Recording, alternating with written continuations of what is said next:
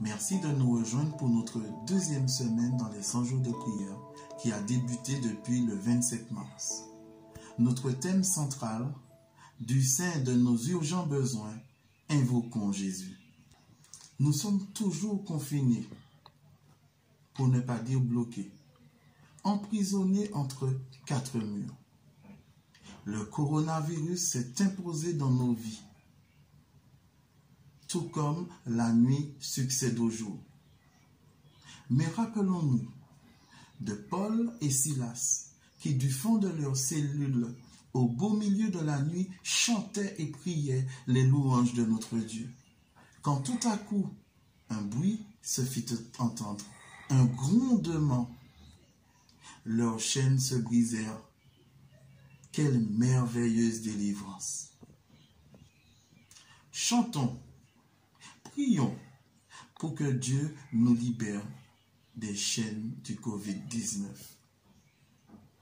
Tout comme Paul et Silas, je vous invite à chanter avec moi la première strophe du 357. Poursuivons notre course avec persévérance. Poursuivons notre course avec persévérance et que rien ici-bas n'entrave notre ordre. Déjà paraît le but, ô sublime espérance, regardons à Jésus, regardons à Jésus, couronnant le vainqueur, regardons à Jésus, couronnant le vainqueur. Je vous invite à ouvrir la Bible avec moi au psaume 27, verset 5, qui est notre texte de partage aujourd'hui. Car il me protégera dans son tabernacle au jour du malheur.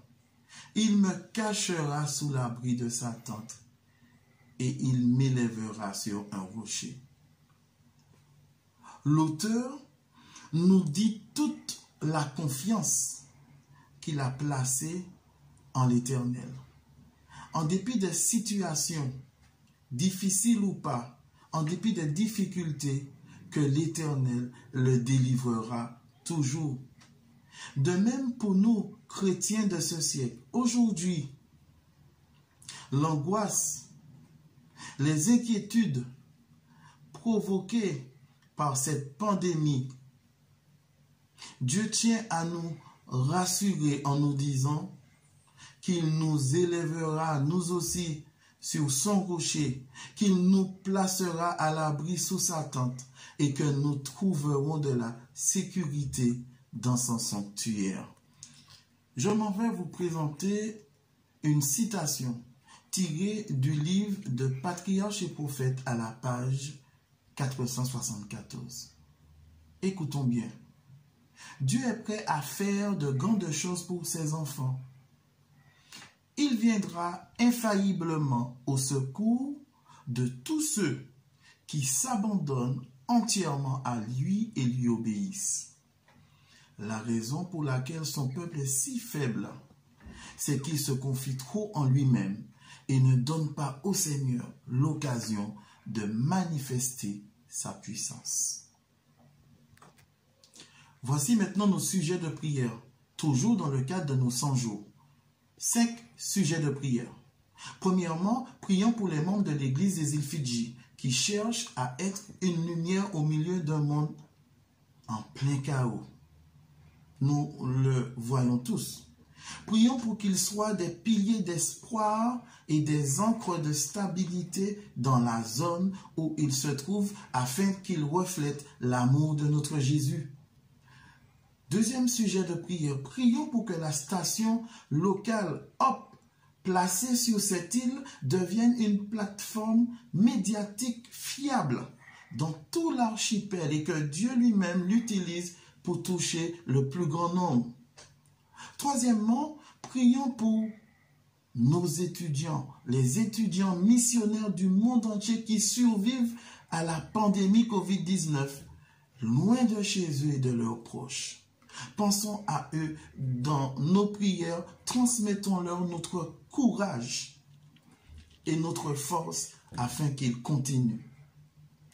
Prions pour que les personnes qui ont perdu leur emploi, licenciées ou se demandent comment payer leur loyer, bénéficier des services publics, pour toutes ces personnes, prions pour qu'ils puissent continuer à bénéficier de notre aide. Et enfin, prions pour les membres de notre Église, des églises, mais spécialement pour ceux qui, en Italie, en France, en Allemagne et dans d'autres régions de l'Europe, ont perdu des êtres chers, se sentent découragés. Prions pour qu'ils redoublent de courage afin qu'ils puissent récupérer de leur force et continuer. Je vous invite à incliner la tête et nous prierons ensemble. Tendre Père Céleste, merci d'avoir placé ta parole comme une lumière sur notre sentier. Merci de permettre que cette parole puisse venir et éclairer notre confinement. Tout comme tu l'as fait pour Paul et Silas, tu nous dis aujourd'hui que tu prendras soin de nous. Tu te chargeras toi-même de nous placer sous ta tente. Nous serons élevés sur ton rocher Jésus. Et enfin, nous serons en sécurité dans ton sanctuaire. Pour tout cela, tendre Père, nous voudrions te dire merci. Amen. Merci, chers internautes, de nous avoir suivis. Nous vous donnons rendez-vous très bientôt.